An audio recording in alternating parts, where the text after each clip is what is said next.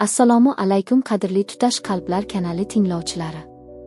Yomg'ir shunchalik shiddat bilan yog'ayotgan kecha ediki, go'yo osmonning o'zi ham bir sirni yashirib turgandek, qasr ustiga to'kilayotgan suv tomchilari bilan yer yuzini yuvib tashlamoqchi bo'layotgandi.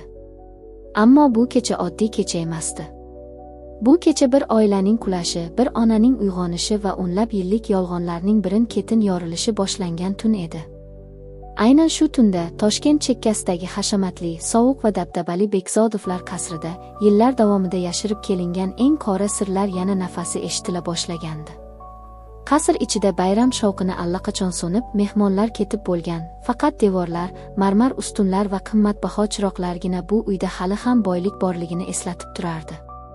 Ammo boylikning o'zi baxt bermasligini bu uydek hech bir joy ko'rsatib bera olmasdi. Hovli chetida, deraza yonida, ustiga qimmatbaho ipak libos kiygan, ammo ko'zlari yoshlanib turgan o'rta yoshli ayol Saodat qotib turardi. Uning barmoqlari ko'kragiga yashirib taqilgan eski tilla tumorni mahkam ushlab olgandi. Bu tumor uning uchun shunchaki taqinchoq emas edi. Bu tumor uning yillar davomida yig'lab, nafasini ichiga yutib yashagan onalik alamining yagona tirik guvohi edi. Saodat kecha-kunduz shu tumorga qarab o'z yo'qolgan qizini eslardi. O'sha qizini, o'sha qorong'i bahor kunini, o'sha bir lahzalik chalg'ish sabab butun hayoti kulga aylangan onni. Oradan 23 yil o'tgan bo'lsa ham, u shu kunni unutolmasdi. Qizi Dilorom 2 yoshda edi. Yuzida farishta tabassumi, chap yelkasida oy shaklidagi tug'ma xoli, bo'ynida esa shu tumor. Saodat uni bog'chadek yam-yashil istirohat bog'ida arg'imchoqda uchirayotgandi. Qizaloq kulardi, qo'llarini cho'zib osmonni ushlamoqchidek bo'lardi. Saodat esa bir zumga ko'zini boshqa tomonga burdi. Atigi bir lahza, atigi bir nafas. Va shu lahzada dunyo o'z o'rnidan siljidi. Qaytib kelganida arg'imchoq bo'sh edi. Shamol bo'sh o'rindiqni asta tebratib turardi. Qizaloq esa yo'q bo'lib ketgandi. O'sha kundan boshlab Saodatning hayoti tugagan, faqat nafas olayotgan tanasi qolgan edi. Eri Kamol esa uni ayblab, har kuni haqorat qilar, sen ona bo'lolmading deb yuziga urardi. Saodat esa aqldan ozayozdi. O'z joniga qasd qilishga ham borib yetdi. Aynan shu paytda Kamol boylik, meros va tashqi obro' uchun yangi yo'l topgandek bo'ldi. U mehribonlik uyidan 2 yoshli yetim bolani olib kelib, bizning o'g'limiz deb tanishtirdi. O'sha bola keyinroq Sardor deb ataldi. Sardor voyaga yetdi. Aqlli, sovuqqon, hurmatli, bir qarashda baxtli yigit bo'lib ulg'aydi. Ammo Saodat uni hech qachon begona deb bilmagan, o'z yuragi bilan asragan. U Sardorni o'g'lim deb emas, taqdir tomonidan berilgan taskin deb ko'rgan. Lekin yuragining eng chuqur burchagida yo'qolgan qizi uchun iztirob hech qachon o'lmagandi. Va endi mana yillar o'tib Sardor uylanyapti. Uning kelini esa Dilnoza ismli mehribonlik uyida ulg'aygan, sodda, odobli, nihoyatda go'zal bir qiz edi. Qizning ko'zlari yumshoq, so'zlari muloyim, qo'llari esa doim birovni ranjitib qo'ymaslik uchun ehtiyotkor harakat qilardi. Sardor uni universitetda uchratgan, bir qarashda sevib qolgan, keyin esa boshqa hech kimni o'ylamay, faqat shu qizga uylanishga qaror qilgan edi. Lekin bu qaror Bekzodovlar qasrida tinchlik emas, portlash keltirdi. Kamol kelinni ko'rgan zahoti qahriga mindi. Bizning urug'imizga, bizning nomimizga, bizning uyimizga ko'chadan kelgan, nasabi noma'lum yetim qiz kelin bo'lolmaydi, deb baqirdi u to'y oldidan. Dilnoza o'sha gapni eshitib oqarib ketdi. Sardor esa otasiga qarshi chiqdi. Agar Dilnozaga uylanishimga rozi bo'lmasangiz, men bu uydan ketaman. Sizning boyligingizdan ham, ism sharifingizdan ham voz kechaman, dedi u. Kamol tashqarida sharmanda bo'lishdan qo'rqdi. Majburan rozilik berdi. Lekin uning ko'zidagi sovuq nafrat shu zahoti o'chgani yo'q. U kelinni qutulishi kerak bo'lgan dushman kabi ko'ra boshladi. To'y nihoyat tugadi. Kelin kuyovni qasrga olib kelishdi. Saodat oq ko'ylakdagi Dilnozaning qo'lidan ushlab, an'anaga ko'ra uni ichkariga boshladi. Aynan shu lahzada ayolning qo'li qizning qaltiragan barmoqlariga tekkani zahoti Saodatning tanasidan tok o'tgandek bo'ldi. Yuragi o'rnidan sug'urib olingandek qaltirab ketdi. Bu oddiy sezgi emas edi. Bu onaning 1000 kecha yig'lab, bolasi uchun kuyib yashagan yuragi uyg'ongan payt edi. U qizning yuziga qaradi. Katta, qorachiq ko'zlar. Muloyim nigoh. Biroz qo'rqoq, biroz pinhoniy. Va eng muhimi, shu qadar tanish edi. Saodatning nafas olishiga qiyin bo'ldi. Xudoyim deb yubordi u ichida. Bu ko'zlar. Men bu ko'zlarni qayerdadir ko'rganman, keyin o'zini bosdi. Yo'q, Saodat. Sen o'zingni aldayapsan. Sen shunchaki alamli xotiralardan bir xonaga hamma narsani qo'shib yuboryapsan, lekin yurak aqlga bo'ysunmasdi. Dilnozaning yuzidagi mayinlik, kipriklarning uzunligi, yonoqlarning shakli. Hammasi Saodatning yo'qolgan qizini eslatardi. Saodat qizning bo'yniga qaradi. Ipga osilgan narsani ko'rdi. Yarmi singan tilla tumor. Ayolning oyoqlari bo'shashib ketdi. Bu mumkin emas, dedi u beixtiyor. Dilnoza tumorni kaftiga olib muloyimlik bilan tushuntirdi. Men yetimxonaga tushganimda shu tumor bo'ynimda bor edi. Mudira uni onamdan qolgan yagona xotira deb bergan. Men uni hech qachon yechmayman. Saodatning ko'zlari katta ochildi. Qaltiragan qo'llari bilan o'z ko'ksidagi tumorni uzdi. Uning ikki bo'lagini bir-biriga yaqinlashtirdi. Va bir lahza ichida ikkala bo'lak tishlari bilan chiqillab birlashdi. Bir butun, aylana shakliga keldi. Uning ustida Alloh so'zi yozilgandi. Shu ondayoq Saodatning tiz cho'kib yiqilishdan boshqa iloji qolmadi. Uning ichidan chiqqan faryod qasr devorlarini larzaga soldi. Shirinim, dedi u bo'g'ilib. Sen mening qizimsan. Sen mening yo'qolgan bolamsan. Dilnoza hayratdan qotib qoldi. Ko'zlarida yosh qalqdi. Nima bo'layotganini tushuna olmasdi. U onalik quchog'idan uzoqda o'sgan, sevgiga chanqoq, ammo shunday lahzada birdan butun dunyosi ostin-ustun bo'lgan qiz edi. Aynan shu paytda eshik oldida Kamol paydo bo'ldi. Uning yuzi oqarib ketgan. Ko'zlarida esa mehr emas, sovuq vahima va hayvoniy g'azab yonardi. U tumorga, keyin Dilnozaning chap yelkasidagi oy shaklidagi xolga qaradi. Va ichidan nimadir uzilgandek bo'ldi. U qizini yo'qotib bo'lgani yo'q edi. Qizi qaytib kelgan edi. Lekin bu qaytish uning uchun quvonch emas, halokat edi. Chunki 23 yil avval u bu qizdan qutulish uchun jinoyatga qo'l urgandi. U odam yollagan, qizini o'g'irlattirgan, yo'qotib yuboring degan edi. U o'sha paytda qizning o'limini sotib olmoqchi bo'lgan. Ammo qotillar yuragi yumshab, bolani o'ldirmay, uzoqdagi mehribonlik uyga tashlab ketishgandi. Mana endi o'sha o'lgan qiz uning uyga kelin bo'lib qaytib kelgan edi. Kamol tashqaridan eshikni yopdi. Qulfni buradi. Bu harakat shunchalik sovuq, shunchalik aniq ediki, Saodatning yuragi yana bir bor muzlab ketdi. U endi tushundi. Bu uyda yaxshi niyat bilan hech narsa boshlanmagan. Bu uyda hamma narsa gunoh bilan qurilgan edi. Kamol esa birdan yuziga mehribon ota niqobini qaytardi. Qizim, dedi u bosiq ovozda. Bu juda katta yangilik. Ammo buning hozir hamma oldida bilinishi yaramaydi.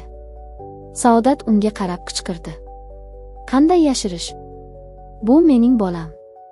Kamol ko'zini uchirib sovuq jilmaydi. Sardor ham bu gapni eshitsa, u o'z xotinini singlisidek ko'radi. Odamlar nima deydi? Bizning nomimizga nima bo'ladi?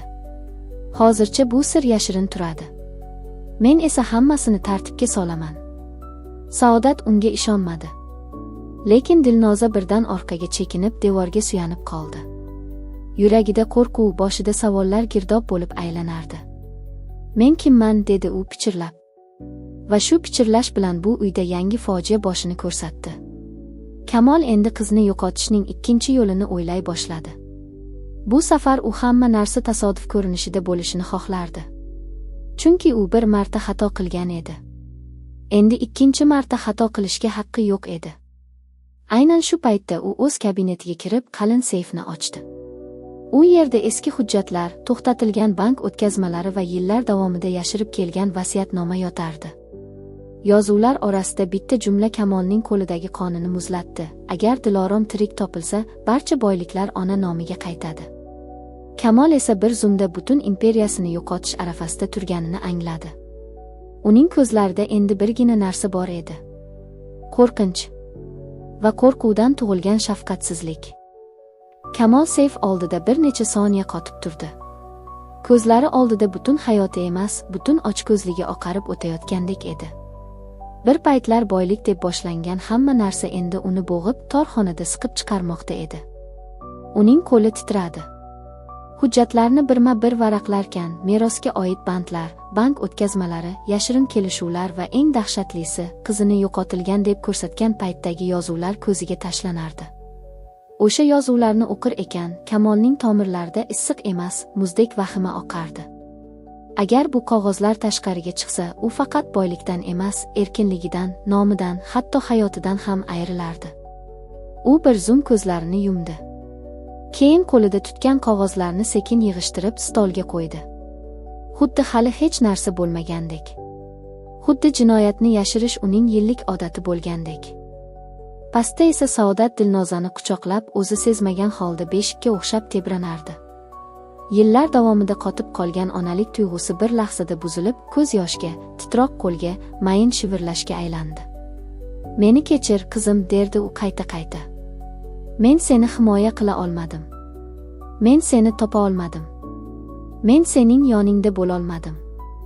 Dilnoza esa hali ham bu quchoqni qabul qilib ham, rad etib ham ulgurmagan edi. Uning yuragi bir vaqtning o'zida ham juda issiq, ham juda og'riqli bo'lib urardi. Chunki u bu ayolni qarshisidagi oddiy qaynona deb emas, qandaydir sirli, lekin qalbni yorituvchi nur kabi sezardi. Uning ichida bolalikdan beri yo'q bo'lgan bir bo'shliq sekin to'lib borayotgandi. Lekin bu to'lish bilan birga qo'rquv ham kelardi. "Oyi", dedi u nihoyat. Bu so'z og'zidan chiqqanida o'zi ham yig'lab yubordi. Men hech narsani tushunmayapman." Saodat uning yuzini ikki kafti bilan ushladi. "Hamma narsani tushunishing shart emas", dedi u titrab. "Faqat shuni bil. Sen tiriksan. Sen meni topding. Men seni yana yo'qotmayman." Shu payt zinaning tepasidan og'ir qadam tovushi eshitildi. Sardor pastga tushib kelayotgan edi. U hali xonaga to'liq kirib kelmagan bo'lsa-da, yuzidagi sovuq ifoda, qattiq jag'lar va bezovta nigoh uning ichida allaqachon nimadir buzilganini ko'rsatardi. U birinchi bo'lib onasini ko'rdi. Keyin Dilnozani. Keyin esa Saodatning qaltiragan yuzini. Sardor to'xtab qoldi. Go'yo xonadagi havo birdan qo'rg'oshindek og'irlashdi. "Nima bo'lyapti bu yerda?" dedi u sekin. Ovozida g'azabdan ham ko'proq hayrat bor edi. Kamol zinadan tushib kelib, yuziga odatdagi soxta xotirjamlikni qaytarishga urinib kuldi. "Hech nima, o'g'lim. Kichik bir tushunmovchilik", dedi u. "Onang charchagan, kelinimiz ham hayajonda." Sardor otasiga tikildi. Bu nigoh har doimgidan boshqacha edi. U otasining ovozidagi titroqni, Saodatning yuzidagi dahshatni, Dilnozaning ko'zidagi yo'qotilganlikni bir zumdayoq sezdi. "Tushunmovchilik", dedi Sardor. "Onam nima uchun yig'layapti? Dilnoza nega oqarib ketgan? Sizning qo'lingizda nega seyf ochiq?" Kamol bir zum jim qoldi. U endi bir so'z bilan ham vaziyatni o'nglab bo'lmasligini angladi. Shunda u o'zining eng xavfli qurolini ishga soldi, tahdid emas, so'z. "Sardor", dedi u past va keskin ohangda. "Bu yerda gapirish mumkin bo'lmagan sir bor. Agar uni hozir ochsak, butun oila parcha-parcha bo'ladi." Sardor otasining yuziga chuqur qaradi. Yillar davomida bir xil ko'rinib kelgan bu yuzda ilk bor vahshiylikning soyasi ko'rindi. U hech narsani tushunmayotgandek emas, aksincha, hammasi allaqachon noto'g'ri ekanini sezayotgandek edi. "Qaysi sir?" dedi u. Kamol javob bermadi. Saodat esa shu gapning og'irligiga chiday olmay birdan o'rnidan turdi. Qo'llari qaltirab Dilnozaning yelkasini ko'rsatdi. "Mana bu qiz", dedi u bo'g'ilib. "Bu qiz mening yo'qolgan farzandim." Sardor go'yo devor bilan urilgandek qotib qoldi. Dilnoza esa yelkasiga tushgan sochlarini sekin orqaga surib Saodatga tikildi. "Siz nima deyapsiz?" dedi u pichirlab. Saodat javob berolmadi. U faqat Dilnozaning chap yelkasidagi xolga qaradi. O'sha oy shaklidagi tug'ma xolga. Va ko'z yoshlarini tiya olmay yana dedi. "Shu belgi. Shu tumor. Bu sening bolalig'ingdan qolgan is." Dilnozaning qo'llari titradi. U bir qadam orqaga chekindi. "Yo'q", dedi u. "Men yetimxonada ulg'ayganman. Meni hech kim kutmagan. Kamol birdan oldinga chiqdi. Yetar deb baqirdi u. Ovozi shunchalik keskin chiqdiki, xonada hatto shamol ham jimib qolgandek bo'ldi. Bu ayol asabiylashgan. Uning dardi bor. Siz uni tinglamang, lekin Saodat endi to'xtamasdi. U ko'ksiga osilgan tumorni chiqarib, titroq bilan Dilnozaga uzatdi. Mana buni tanisanmi, dedi u. Men buni sening bo'yningda ko'rdim. Sen yetimxonaga tushganingda shu tumor sendan topilgan. Dilnoza tumorga tikildi. Ko'zlarida go'yo yillar osha yashab kelgan sir uyg'ona boshladi. Bu, dedi u bo'g'ilib. Men buni har doim ushlab uxlaganman. Lekin nega? Kamolning yuzi oqarib ketdi. Chunki Dilnozaning xotirasi uyg'onayotganini angladi. Bu esa uning oxiridir. U shu ondayoq ichida qaror qildi, bu kecha hech kim tirik chiqmasligi kerak. Ayniqsa Dilnoza. U nazoratni qayta qo'lga olish uchun tezlik bilan telefonini oldi. Biroq Sardor uning harakatini sezib qoldi. Nima qilyapsiz, dedi u qattiq. Kamol telefonni yashirishga ulgurmadi. Ekranda allaqachon bir raqam terilgan edi. Va u raqam qotil Jabborniki edi. Sardor qotib qoldi. Siz unga qo'ng'iroq qilyapsizmi, dedi u past ovozda. Kamol javob bermadi. Shu jimlikning o'zi hammasini fosh qildi. Saodat birdan qichqirdi. Sardor, eshikni berkit, dedi u. U seni ham, Dilnozani ham o'ldiradi. Xonada vahima boshlandi. Dilnoza tushunmasdan orqaga yugurdi. Saodat uni qo'lidan ushlashga urindi, lekin Kamol birdan stol ustidagi og'ir bronza haykalchani olib Saodat tomon otdi. Sardor onasini himoya qilishga ulgurib, zarbani yelkasiga oldi. Zarba shunchalik kuchli bo'ldiki, u bir necha qadam orqaga ketdi. Otam, dedi u, ammo bu safar ovozida hurmat emas, jazava bor edi. Kamol esa allaqachon qasr ichidagi yerto'la tomon yo'nalgan eshikni ochib yuborgandi. U yerda yashirin yo'lak bor edi. U orqali odamlar kirib chiqardi. Aynan shu yo'l bilan Jabbor ham kelayotgan bo'lishi mumkin edi. Saodat Dilnozani bag'riga bosib, zinaga qarab yugurdi. Biz yerto'laga tushmasligimiz kerak, dedi u. U yerda u bizni bo'g'ib qo'yadi, ammo kech edi. Pastdan temirga o'xshash qadam tovushlari eshitila boshladi. Qasrning ichki eshigi ochilib, qorong'ulikdan bir siluet chiqdi. Bu Jabbor edi. Yuzidagi chandiq, ko'zdagi befarqlik, qo'lidagi qurol uni odam emas, jarohat ustiga qurilgan hayvonga o'xshatardi. Xo'jayin, dedi u Kamolga qarab. Buyruqni kutyapman. Dilnoza qo'rqib qoldi. U ilk bor o'zini haqiqiy xavf ichida sezdi. Saodat esa birdan o'rnidan turib, Dilnozani orqasiga yashirdi. Bu yerga kelma, deb baqirdi u Jabbor tomonga. Bu mening qizim. Jabbor sovuq kuldi. 23 yil oldin sizning qizingiz emas edi, dedi u. O'shanda hammasi tugashi kerak edi. Shu gap bilan xonadagi havo muzlab qoldi. Sardor esa bir zumda otasidan ham, xizmatkordan ham, butun shu uyda yig'ilib yotgan yolg'ondan ham nafratlanib ketdi. U endi hech narsani kechiktirmasdi. Yetar, dedi u mushtlarini tugib. Agar yana bir qadam tashlasangiz, men sizni tirik qo'ymayman. Kamol qahqaha otmoqchi bo'ldi, ammo u qahqaha bo'lib chiqmay, bo'g'iq nafasga aylanishga ulgurdi. Chunki u sezdi. Sardor endi unga ishonmaydi. Saodat ham, Dilnoza ham. Bu uy endi uning qo'lida emas edi. Va aynan shu lahzada qasrning yuqori qavatida birdan nimadir sharaqlab sindi. So'ng yana bir ovoz. Go'yo kimdir ichkaridan oynani urib sindirgandek. Hamma bir zum yuqoriga qaradi. U yerda kimdir bor edi. Va bu kutilmagan odam butun voqeani butunlay boshqa tomonga burib yuborishi mumkin edi. Yuqoridan eshitilgan sinish tovushi hammaga bir zumda muzdek zarba bo'lib tegdi. Xuddi qasrning o'zi ham shu uy ichida yashiringan yolg'onlarga chiday olmay, bir joyi yorilgandek edi. Hamma boshini ko'tardi. Kamolning yuzi bir lahzada oqarib ketdi. Jabborning barmoqlari qurol tutgan holda qotib qoldi. Saodat Dilnozani yanada mahkam quchdi. Sardor esa zinaga qarab bir qadam tashladi. Kim u, dedi u past, ammo keskin ovozda. Javob esa kelmadi. Faqat yuqoridan chang bosgan dahliz tomondan ehtiyotkor, ammo shoshilinch oyoq tovushlari eshitildi. Bir necha soniyadan so'ng qorong'ilik ichidan oq sochli, oriq, ammo ko'zlarida haligacha g'alati chaqnash saqlagan bir ayol paydo bo'ldi. U qo'lida eski chamadonni ushlab turardi. Yuzida qo'rquv ham, pushaymon ham, yillar davomida yutilgan sir ham birga turardi. Saodat uni ko'rgan zahoti nafasi bo'g'ziga tiqildi. "Murodova opa", dedi u hayrat va alam aralash ovozda. Bu ayol Dilnoza bolaligida bir necha bor tilga olgan, ammo hech qachon yuzma-yuz uchratmagan mehribonlik uyi mudirasi edi. U hamma narsa boshlangan joyning tirik guvohi bo'lishi mumkin edi.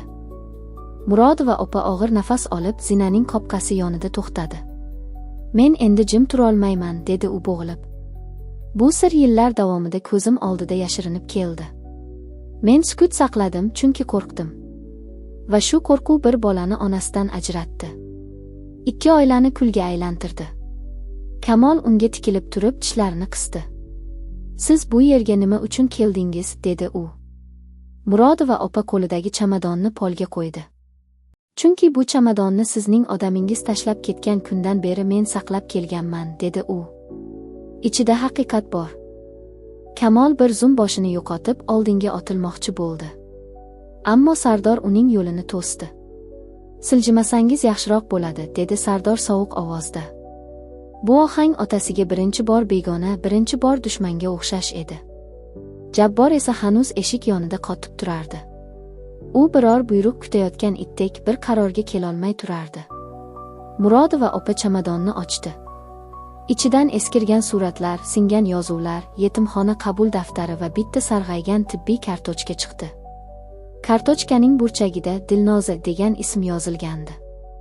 Lekin keyingi qatorda boshqa bir ism xiralashib ko'rinardi. Dilorom.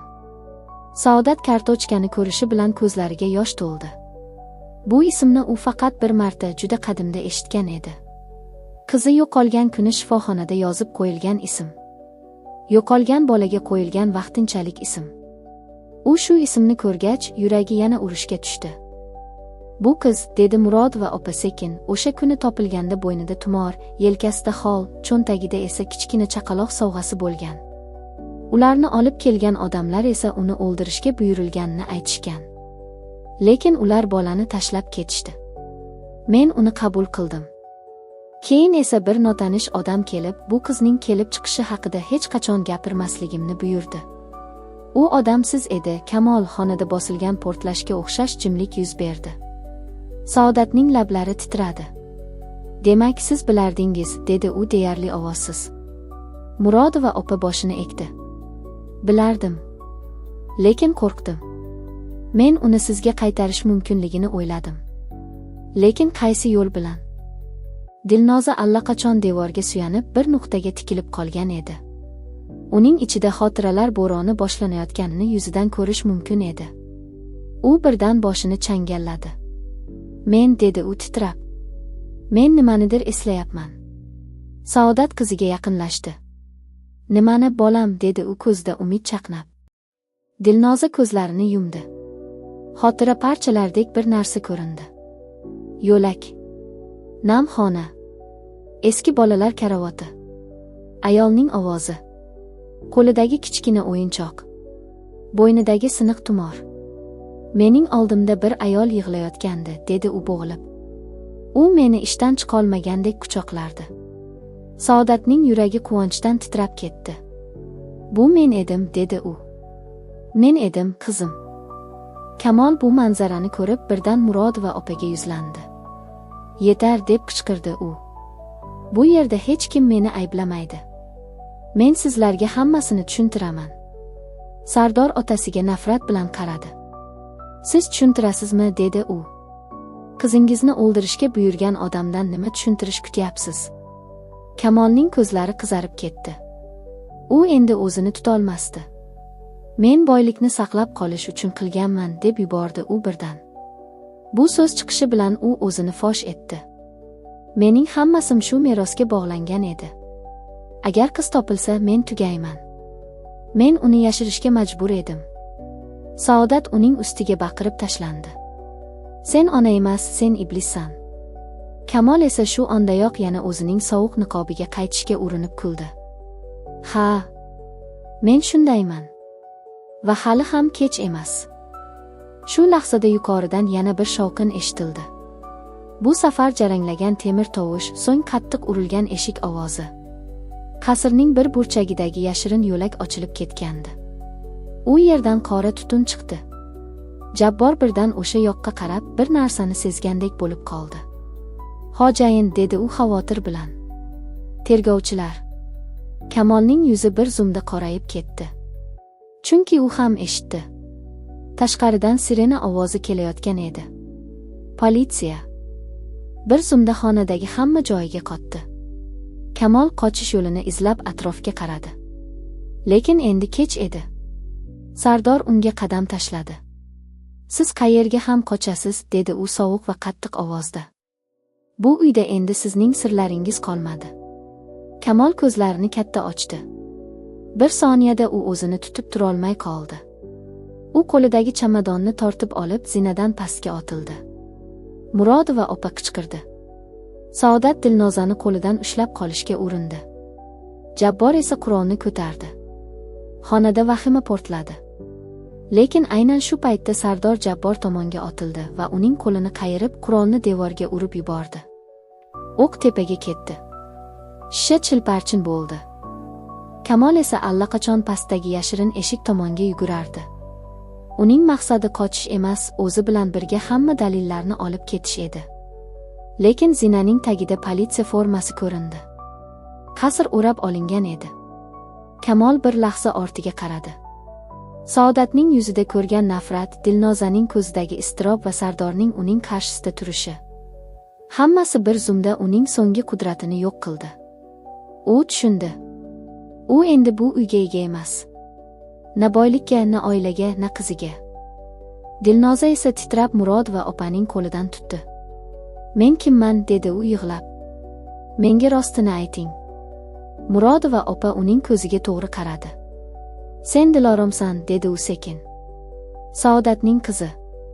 23 yil avval yo'qolgan bola." Shu so'zlar Dilnozaning ichida bir lahza hamma narsani sindirdi. U yig'lab yubordi. Ammo bu yig'i faqat og'riq emasdi. Bu topilganlikning, qayta tug'ilganlikning, nihoyat onalik bag'rini his qilgan yurakning yig'isi edi. Saodat uni bag'riga bosdi. "Men seni topdim", dedi u. "Men seni yana yo'qotmayman." Lekin bu kecha hali tugamagan edi. Chunki pastda politsiya qadam tovushlari allaqachon yaqinlashib kelayotgan. Kamol esa ko'zida o'chmas vahima bilan qo'lidagi so'nggi hujjatni yashirishga urinayotgan edi. Va aynan shu hujjat ichida yana bir dahshatli haqiqat yashirinib yotardi. Kamol hujjatni qo'liga mahkam bosib, pastdagi sirena ovozlari tobora yaqinlashayotganini eshitdi. U endi qochib qutulolmasligini anglab yetgan bo'lsa-da, odamiylikdan qolgan oxirgi zarrasini ham yo'qotib bo'lgandi. U yashirin yo'lak tomon yugurdi. Qasrning tagidagi qorong'i xizmat yo'lagi bo'ylab shoshilarkan, qo'lidagi qog'ozlar shamolga o'xshab titrardi. O'sha qog'ozlar ichida nafaqat boylik bandlari, balki yana bitta sirli ism bor edi. Ismni ko'rgan zahoti uning yuzi oqarib ketdi. Bu ism butun voqeani boshidan beri boshqargan, ammo hech qachon ko'rinmagan odamga tegishli edi. Yuqorida esa Saodat Dilnozani bag'riga bosib, unga qayta-qayta uning asl ismini shivirlardi. "Dilorom, qizim, mening shirinim." Dilnoza ko'z yoshlarini to'xtata olmasdi. Yillar davomida ichida bo'shliq bo'lib kelgan joy birdan to'lib, yana yorilayotgandek edi. U bir payt onasining yelkasiga bosh qo'yib yig'ladi. "Men sizni tushlarimda ko'rganman", dedi u bo'g'iq ovozda. "Lekin yuzingizni hech qachon aniq eslay olmasdim." Saodat uni quchoqlab turib, o'zi ham kuchdan qoldi. "Chunki seni mendan ajratishgan, bolam. Seni hatto xotiramdan ham o'chirib tashlamoqchi bo'lishgan." Sardor bir chetda qotib turardi. U endi otasiga qaray olmay qolgandi. Ko'z oldida birinchi marta otalik soyasi emas, ochko'zlik va shafqatsizlikning asl qiyofasi ko'rinayotgandi. U avval Kamolni butun umr hurmat qilgan, undan kuch olgan, uning nomini o'z nomi deb bilgan edi. Endi esa shu odam uning hayotidagi eng katta yolg'on bo'lib chiqdi. Sardor sekin yuzini burdi. Shu paytgacha hammasi yolg'on bo'lgan ekan, dedi u deyarli pichirlab. Men kimman o'zi? Saodat unga qaradi. Ko'zlarida og'riq bor edi, lekin u bolasi kabi ulg'aygan yigitni ham yo'qotishni istamasdi.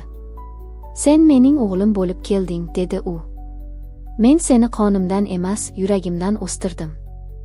Va bu haqiqiy muhabbat edi. Sardor ko'zlarini yumdi. Bu gap uning ichidagi bo'shliqni kamaytirmadi, lekin uni butkul sindirib yuborishdan ham saqlab qolgandek bo'ldi. Shu payt pastdan qarsillagan ovoz eshitildi. Kamolning yashirin yo'ldan chiqqan temir eshigi qattiq urildi. Keyin yana bir shovqin. Go'yo kimdir ichkaridan eshikni tepib ochmoqchi bo'layotgandek. Jabbor politsiya bilan to'qnashib, o'zi ham qochishga urinayotgan, ammo yo'ldan chiqolmayotgan edi. Qasr endi tuzoqqa aylangandi. Murodova opa esa qo'lidagi eski chamadonni Saodatga uzatdi. Buni oling, dedi u. Bu ichida eng muhim dalil bor. Men buni yillar davomida saqladim. Shu chamadonning ichida qizning yo'qolgan kuni yozilgan dalolatnoma, kasalxona yozuvlari va siz bilmagan yana bir surat bor. Saodat chamadonni ochdi. Ichida eski bir surat chiqdi. Suratda Kamol, Murodova opa, noma'lum bir ayol va qo'lida kichkina chaqaloq turgan odam bor edi. Suratning orqa tomonida esa bitta jumla yozilgandi: agar bu surat bir kun ochilsa, haqiqatni yashirib bo'lmaydi. Saodat suratga tikilib qoldi. Noma'lum ayolning yuzini ko'rishi bilan birdan qotib qoldi. Bu yuz unga o'xshash edi. Juda o'xshash. Go'yo yillar davomida yashiringan ikkinchi hayotning soyasi kabi. Bu kim, dedi u sekin. Murodova opa chuqur nafas oldi. Bu Kamolning birinchi xotini edi, dedi u. U ham sizning qizingizni topishga harakat qilgan. Lekin u ham yo'q bo'lib ketgan. Saodat qo'lidagi suratni siqdi. Yo'q bo'lib ketgan, dedi u. Kim o'ldirdi uni?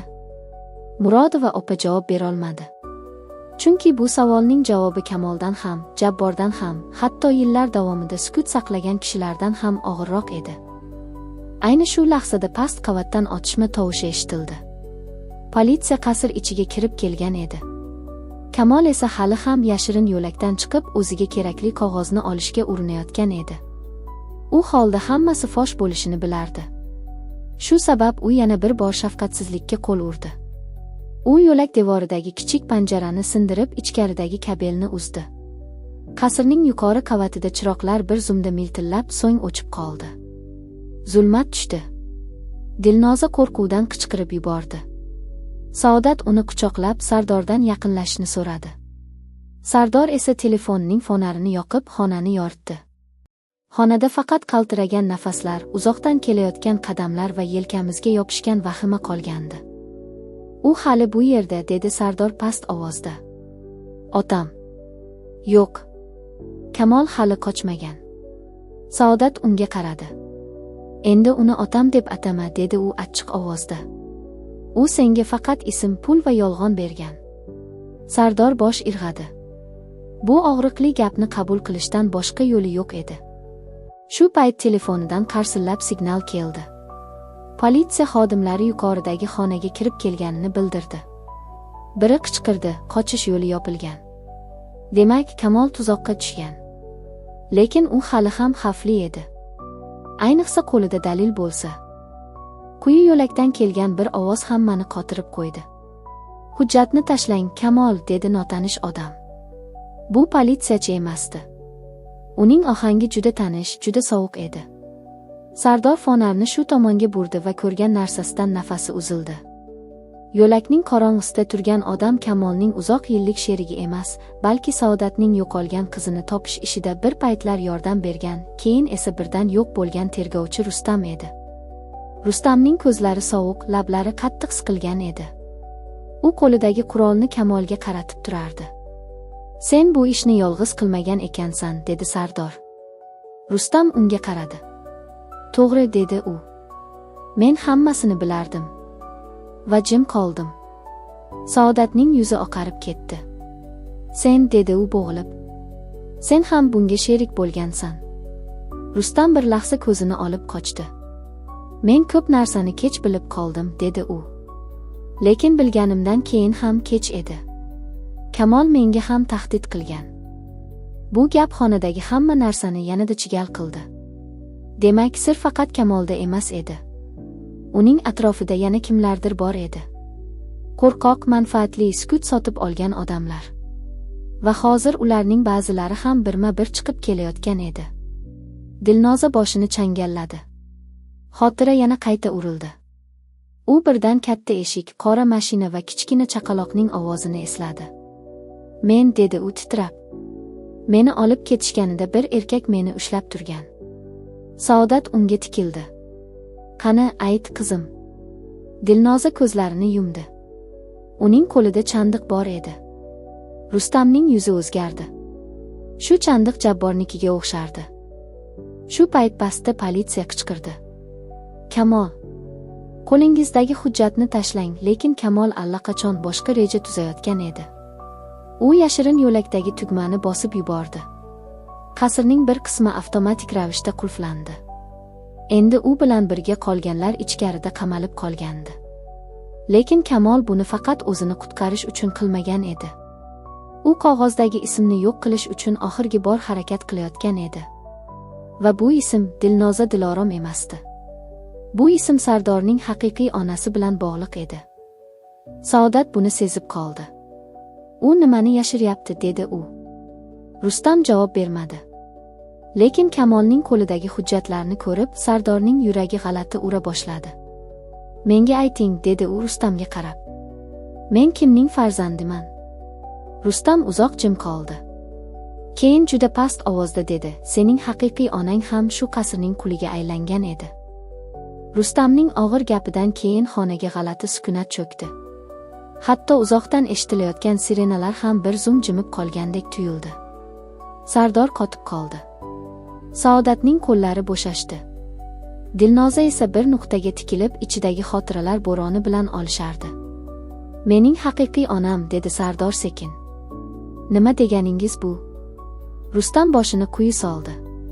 Men bu gapni yillar oldin aytishim kerak edi, dedi u bo'g'ilib. Lekin men ham qo'rqdim. Kamol faqat boylik uchun emas, odamlarning hayoti ustida ham savdo qilgan. Saodat birdan oldinga yurdi. Ko'zlarida yosh emas, g'azab va allaqanday sovuq tushuncha yonardi. Gapni cho'zmang, dedi u qattiq. Sardorning onasi kim edi? Qani u? Rustam chuqur nafas oldi. Uning ismi Zuhra edi, dedi u nihoyat. Sizning singlingiz. Saodatning yuzi oqarib ketdi. Bu ismni eshitgan zahoti xotiralar bir-biriga urildi. Singlisi Zuhra. Kamol bilan turmush qurgan, ammo yillar oldin birdan yo'qolgan ayol. Saodat uning bir kuni qasrga kelib, qo'rqib ketgan yuz bilan, agar men yo'qolsam, Sardorni asra, deganini esladi. Lekin u bu gapni o'sha paytda oddiy xavotir deb o'ylagandi. Yo'q, dedi Saodat pichirlab. Zuhra. U yo'qolmagan edi. Rustam ko'zini yumdi. Yo'q, dedi u. U yo'q qilinib, keyin izsiz qoldirilgan, bu gap xonani sindirib yuborgandek bo'ldi. Sardor boshini ko'tardi. Demak men, dedi u titrab. Men ham Kamolning qoniman. Rustam unga tikildi. Ha, dedi u achchiq ovozda. Sening qonuniy otang Kamol bo'lsa-da, u seni hech qachon o'g'lim deb mehr bilan ko'rmagan. U seni merosga bog'langan tirik kalit sifatida saqlagan. Sen aslida bu uydagi sirni bilgan yagona tirik guvoh bo'lishing mumkin edi. Sardor mushtlarini tugdi. Ichidagi butun dunyo sinib bo'lgandi. U Kamolga qaradi. Bu qarashda nafaqat nafrat, balki butun umr davomida yig'ilgan hafsalasizlik ham bor edi. Siz meni odam qildim deb kelardingiz, dedi u sovuq ovozda. Aslida meni qurol qilib saqlagansiz. Kamol esa allaqachon devor chetida qamalib qolgan, ko'zlari yovvoyi chaqnab turardi. Sen hech narsani tushunmayapsan, dedi u. Men seni yo'qdan bor qildim. Seni o'stirdim. Bu uyda yeb ichding, o'qiding, yuvinding. Hammasini men berdim. Sardor birdan qahqaha otgandek kuldi. Lekin bu kulgi og'riqli edi. Siz berganingiz yolg'on edi, dedi u. Men istagan hayotni emas, siz xohlagan qafasni yashabman. Shu payt Dilnoza birdan qo'llarini qulog'iga bosdi. Ko'zlari kattalashib bir xotira uni kuch bilan urdi. U kichkina qizaloq edi. Qorong'i xonada yig'lab o'tirardi. Bir ayol unga non berayotgan edi. Keyin eshik oldida qiyshiq soyalar va bir odamning ovozi, "Bu bolani tirik qoldirmang." Dilnoza birdan bo'g'ilib yubordi. "Men eslayapman", dedi u. "Meni olib ketishgan kuni men yana bir bolani ko'rgandim." Saodat unga yugurib bordi. "Kimni, qizim?" Dilnoza lablarini titratib ko'p yillik qorong'ulikdan chiqqan so'zlarni aytdi. "Sardorni." Bu gap xonadagi havoni butkul uzdi. Sardor ham, Saodat ham, Rustam ham qotib qolishdi. "Qanday qilib?" dedi Sardor bo'g'ilib. Dilnoza esa xotira parchasini ushlagandek ko'zlarini yumdi. "Meni va yana bir bolani bir joyga yashirishgan", dedi u. "U bola yig'lamagan. Faqat mendan qo'rqib qarab turgandi. Men unga suv uzatgandim." Rustamning yuzi oqarib ketdi. "Bu", dedi u sekin. "Bu menga endi tushunarli." Saodatning yuragi battar siqildi. Demak, u faqat bitta farzandini emas, 2 bolani ham yo'qotishning chetida yurgan edi. Biri qizi, biri esa keyinchalik o'g'il bo'lib kirgan Sardor. Kamol esa bu xotira qoldirgan yoriqdan foydalanmoqchi bo'lib birdan qichqirdi. "Yetar", dedi u. "Sizlar bu yerda mening hayotimni sudray olmaysizlar." U qo'lidagi hujjatni yoqmoqchi bo'lib, yengidan kichkina zajigalka chiqardi. Sardor birdan oldinga otilib, uning qo'lidan ushladi. Ikkovining o'rtasida qisqa, ammo shiddatli olishuv boshlandi. Qog'ozlar havoga sochildi. Ayrim varaqalar shamol bilan uchib, zinaga tushib ketdi. Hujjatlarning bir qismi esa ochiq qolgan deraza tomon uchdi. Murodova opa qichqirdi. "To'xtatinglar. Ular asl dalillar, lekin kech edi." Bir necha varaq allaqachon pastga uchib, yonayotgan shamolga qo'shilib ketgandi. Rustam birdan politsiya tarafga qaradi. "Yashirin xonada yana nusxalar bor", dedi u shoshilib. "Agar men endi kirib ulgurmasam, Kamol hammasini yo'q qiladi." Saodat unga qaradi. "Qaysi xona?" Rustam devor bo'ylab yashiringan panelga ishora qildi. "Bu yerda. Ammo kirish kalomda bo'lgan maxsus kod bilan ochiladi." Kamol kuldi. "Siz kirib ko'rishingiz mumkin", dedi u nafrat bilan. "Lekin u yerda faqat mening haqiqiy qudratim yozilgan." Sardor otasiga bir zum qaradi. Keyin Saodatga, keyin Dilnozaga va birdan qaror qildi. U yashirin panelga yaqinlashdi. U bir necha yil oldin otasining kabinetida ko'rgan kalitli mexanizmni esladi. U paytlar bu oddiy bezak deb o'ylagan. Ammo hozir u aqlini ishga soldi. Raqamlar bir-biriga tushdi. U panelni bosdi. Ichkarida qarsillagan ovoz eshitildi. Devor ichidan tor xona ochildi. Tor xonada chang bosgan javonlar, qalin papkalar va eski video tasmalari turgan edi. Saodatning nafasi ichiga qamaldi. Bu videolar. Agar bu yozuvlar saqlanib qolgan bo'lsa, demak bu yerda ko'p jinoyatlarning asl guvohi yotardi. Sardor birinchi bo'lib magnitofonni ko'rdi. U yonida bitta lenta bor edi.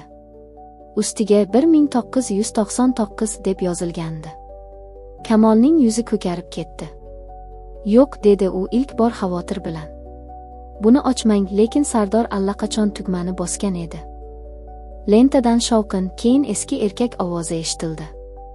"Agar bu yozuv bir kun topilsa, demak men yo'qman. Zuhra menga hammasini aytdi. U bolani himoya qilishga urindi. Kamol esa merosni hech kimga bermaslik uchun qizni yo'q qilishni buyurdi. Men bunga qarshilik qilganim uchun meni ham yo'qotishdi." Xonadagi hamma jim bo'lib qoldi. Bu ovoz Kamolning birinchi sherigiga tegishli edi. U allaqachon o'lib ketgan odamning ovozi edi. Lekin u qoldirgan har bir so'z Kamolning yuziga muzday tarsaki bo'lib tushdi. Saodat ko'zlarini yumdi. Nihoyat hamma narsa o'rniga tushayotgandek bo'ldi. Qizi topildi. O'g'li bor edi. Singlisi Zuhra o'ldirilgan. Sardor esa bu uyda o'z ixtiyori bilan emas, taqdirning qattiq adolatsizligi bilan ulg'aygan. Dilnoza esa avvalgi ismi bilan uning yo'qolgan farzandi edi. Va endi ularning hayoti ikkiga emas, butunlay boshqa qiyofaga bo'linayotgandi. Lekin eng xavfli qism hali oldinda edi. Chunki xonadan chiqqan oxirgi yozuvda Kamolning birgina ismi emas, unga yordam bergan odamning ham nomi bor edi. Va bu ismni ko'rgan zahoti Saodatning yuzi muzlab qoldi. Saodat o'sha ismga qarashi bilan butun vujudi muzlab qolgandek bo'ldi. Lablari quruqlashdi. Ko'zlaridagi yosh bir zumda to'xtab, o'rniga sovuq dahshat keldi. Chunki hujjatda yozilgan ism unga begona emasdi. Bu ism yillar davomida uning uyida yashagan, uning nonini yegan, uning ko'ziga tik qaragan, ammo orqasida qanchadan qancha qora ishlar turgan odamniki edi. Saodat titrab qog'ozni yana bir bor o'qidi. Va shu zahoti nafasi bo'g'ziga tiqildi. "Nozim", dedi u zo'rg'a eshitiladigan ovozda. Bu Nozimning ismi. Xonadagi hamma bir zum qotib qoldi. Sardor yuzini burdi. "Nozim kim?" dedi u shubha aralash ohangda. Saodat esa javob berolmay, qo'lidagi hujjatni mahkamroq qisdi. Chunki u bu ismni bir umr unutaman deb yashagan edi. Nozim, Kamolning sobiq sherigi, yillar avval shu qasrda hamma ishni ichkaridan boshqargan, tashqarida esa o'zini sodiq xizmatkor qilib ko'rsatgan odam edi. U nafaqat qizning yo'qolishida, balki Zuhraning g'oyib bo'lishida ham qatnashgan bo'lishi mumkin edi. Saodat shu fikr bilan bir lahza ko'zlarini yumdi. Chunki esiga birdan eski bir tun tushdi. Zuhra yig'lab kelgan.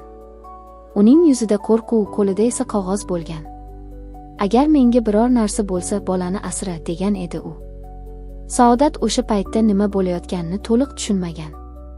Endi esa hammasi bir-biriga ulanardi. Zuhra nimanidir bilgan. Nozim esa bu sirni Kamolga olib borgan bo'lishi mumkin. Kamol bu nom tilga olingach, yuzini yashirishga urindi. Lekin kech edi. Sardor otasiga tikilib qoldi. "Bu odam kim?" dedi u, ovozida temir kabi sovuq ohang bor edi. Kamol javob bermadi. Bu jimlik o'zi javob edi. Rustam sekin oldinga chiqdi. "Nozim hozir tirik emas", dedi u bo'g'iq ovozda.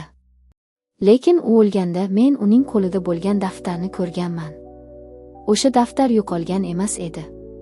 Men uni yashirishga majbur bo'ldim." Saodat ko'zlarini kattalashib Rustamga qaradi. "Siz ham bilardingiz", dedi u achchiq ovozda. Rustam boshini quyi soldi. "Men hammasini bilib ulgurganimda allaqachon kech bo'lgan edi. Kamol meni jim turishga majbur qilgan. Men bir qadam noto'g'ri bossam, Zuhra bilan birga yo'qolaman deb qo'rqitgan." Dilnoza birdan boshini changalladi. Xotiralar yana bosib keldi. U eslay boshladi.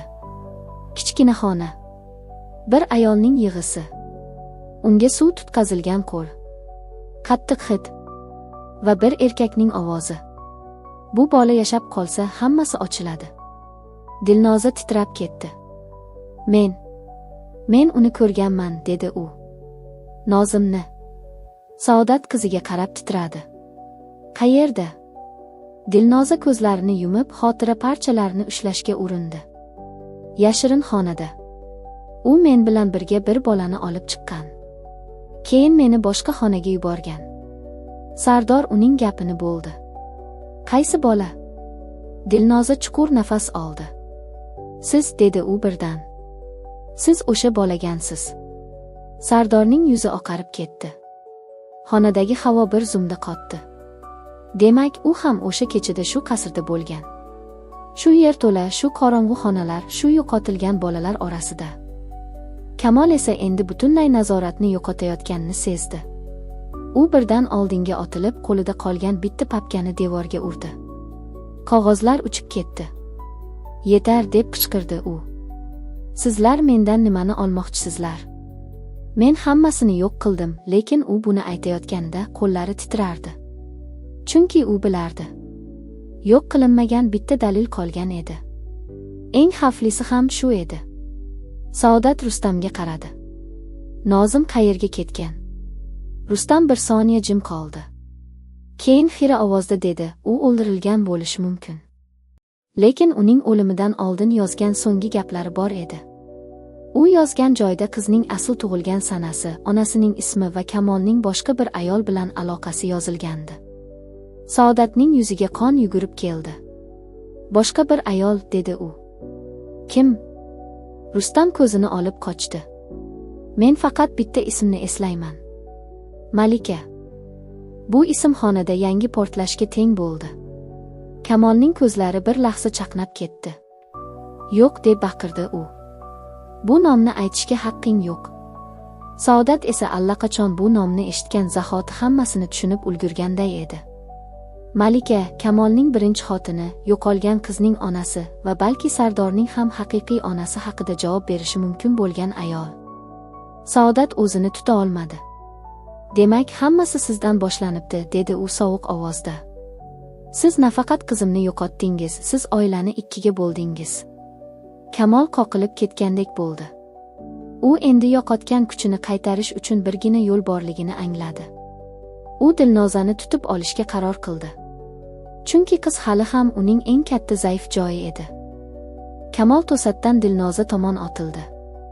Lekin Sardor uni yelkasi bilan urib qaytardi. Ikkovlari devorga borib urildi. Pol ustidagi qog'ozlar sidirilib ketdi. Murodova opa qichqirdi. "Tezroq! Politsiya kirib kelsin!" Xuddi shu lahzada pastdan kuchli qadam tovushlari eshitildi. Politsiya allaqachon yuqoriga chiqayotgan edi. Qasrning barcha yashirin eshiklari ochilib, yopilib, vahima ichida tovushlar bilan to'lib ketdi. Kamol qaltirab, hali ham Sardor bilan olishar, lekin endi u yutqazganini bilardi. Sardor uning yoqasidan ushlab devorga tirab qo'ydi. "Nega?" dedi u tishlarini g'ijirlatib. "Nega bu qadar uzoqqa bordingiz?" Kamolning ko'zlarida bir zum odamiylikka o'xshash narsa yilt etdi. Keyin u kulib yubordi. "Chunki boylik odamni saqlab qoladi", dedi u. "Chunki men hech kim bo'lmaslikdan qo'rqardim." Saodat bu javobni eshitib orqasiga bir qadam chekindi. Bu odamning ichida mehr allaqachon o'lib bo'lgandi. U faqat ochko'zlik qobig'iga aylangandi. Ayni shu paytda politsiya xonaga bostirib kirdi. Ular Kamolni qo'lga oldilar. Jabbor esa pastdagi yo'lakda qochishga uringan joyida ushlanib qurolsizlantirildi. Ammo eng og'ir lahza hali oldinda edi. Tergovchilar oldida endi hamma qog'ozlar, lentalar va guvohlar bor edi. Lekin ko'p yillik sirning eng muhim qismi hali to'liq ochilmagan edi. Sardor bir chetda jim turib Saodatga qaradi. "Onajon", dedi u ilk bor shu so'zni og'irlik bilan, ammo chin yurakdan aytib. "Men hali ham hammasini tushunmadim." Saodat ko'z yoshlarini artdi. "Men ham", dedi u. "Lekin bilamanki sen bu uyda begona emassan. Sen mening asragan farzandimsan." Dilnoza esa burchakda hali ham bo'shashib turardi. U xotira parchasini qo'ldan bermasdi. "Nozim", dedi u birdan. "U menga bir marta agar men qaytmasam qizning asl nomini ayt degan." Saodat uning oldiga yugurdi. "Asl nomi allaqachon ma'lum", dedi u. "Sen Diloromsan. Men seni topdim." Dilnoza ko'zlarini yumdi. Bu ism bilan birga uning bolalikdagi bir bo'lagi qaytdi. Va shu bo'lak bilan birga u yana eslay boshladi. U qutqarilgan kuni yonida yana bir chaqaloq bo'lgan. O'sha chaqaloq Sardor edi. Ular ikkisi bir vaqtning o'zida shu qasrning sirli qismida bo'lgan. Demak, ularning taqdiri bir-biriga bog'langan edi. Lekin qanday? Malika nomi tilga olinishi bilan qasr ichidagi havo go'yo yanada og'irlashdi. Saodat bu ismni eshitib bir zum ko'zlarini yumdi. Chunki u uzoq yillar davomida yuragining eng chekkasiga ko'mib qo'ygan bir xotira yana jonlana boshlagan edi. Malika Kamolning birinchi xotini emas edi xolos. U shu uyda eng ko'p ezilgan, eng ko'p sukutga majbur qilingan, lekin eng ko'p haqiqatni bilgan ayol edi. Saodatning singlisi Zuhra bilan u yaqin bo'lgan. Ikkalasi bir vaqtlar bir-biriga singildek edi. Va aynan shu sabab ikki oila orasidagi sir ham ular orqali bog'langan edi. Saodat sekin gap boshladi. Ovozi titrasa-da, unda nihoyat yillar davomida yig'ilib qolgan og'riq bor edi. "Malika", dedi u. "U Kamolning birinchi xotini edi. Lekin u faqat xotin emasdi. U bu uyda bo'layotgan hamma narsani ko'rgan, eshitgan, hatto hujjatlarni yashirincha ko'chirib olgan yagona odam edi." Sardor jim qoldi. Bu gapni eshitib, u ilk bor otasining uyini va oilasini boshqa nigoh bilan ko'ra boshladi. "Nega u bu haqda hech qachon gapirmagan?" dedi u. Saodat ko'z yoshini yutib dedi, chunki u gapirsa o'ldirilishini bilgan. Rustam birdan devorga suyanib qoldi. U o'zida ham yo'q ovozda gapirdi. Men bir kuni Malikaning xatini ko'rganman. Unda yozilgan edi: agar men bir kun g'oyib bo'lsam, demak qizni qutqarishga ulgurdim, lekin o'zimni emas. Bu gap xonadagi hamma uchun sovuq suvdek bo'ldi. Dilnoza boshini ko'tardi. Uning xotirasida ham bir ayolning qo'li paydo bo'ldi. Qorong'i xonada unga suv bergan, sochlarini silagan, qo'rqma, seni topib olishadi degan shu ayol. Bu edi, dedi Dilnoza pichirlab. U meni yig'lamaslikka o'rgatgan. Kamol esa politsiya qo'lida bo'lsa ham, hali ham bo'ynini ko'tarib turardi. U hali ham o'zini eng aqlli, eng kuchli odamdek his qilishga urinardi. Malika hech narsa qila olmadi, dedi u sovuq ovozda. U ham sukut saqladi. Men esa shu sukutda yutdim. Saodat uning yuziga qarab qotib qoldi. Sen uni ham yo'q qildingmi, dedi u bo'g'ilib. Kamol bir lahza jim qoldi. Keyin bir burchakka qaradi. Uning o'zi ketdi, dedi u. Lekin qayergadir ketishdan oldin u eng muhim sirni yashirib ketgan. Shu gap xonada yana bir yangilikning tug'ilishini anglatdi. Eng muhim sir Sardorning haqiqiy kelib chiqishi. Sardor birdan onasiga qaradi. Mening onam, dedi u sekin. Malika bo'lganmi? Saodat chuqur nafas oldi. Yo'q, dedi u. Malika seni dunyoga keltirmagan. Lekin seni yashatgan. Sardor hech narsani tushunmay qotib qoldi. Saodat davom etdi. Sen Kamolning qoni bo'lishing mumkin, lekin seni dunyoga keltirgan ayol boshqa edi. U Kamolning sirli aloqasidan tug'ilgan bolani saqlab qolishga urinib, seni tug'ilgandan keyin o'z hayoti bilan savdolashgan. Rustam bir qadam oldinga chiqib, juda sekin dedi: Sardor, sen aslida Kamol va Malikaning orasidagi jinoyatning tirik natijasisan. Bu gap xonani parchalab yuborgandek bo'ldi. Sardor yuzini burdi. Uning ko'zlarida dahshat va nafrat aralashib ketdi. U otasiga qaradi. Demak, siz meni ham, Dilnozani ham o'yinchoq qilgansiz. Kamol esa sukut qildi. Chunki bu gapga hech qanday yolg'on javob yo'q edi.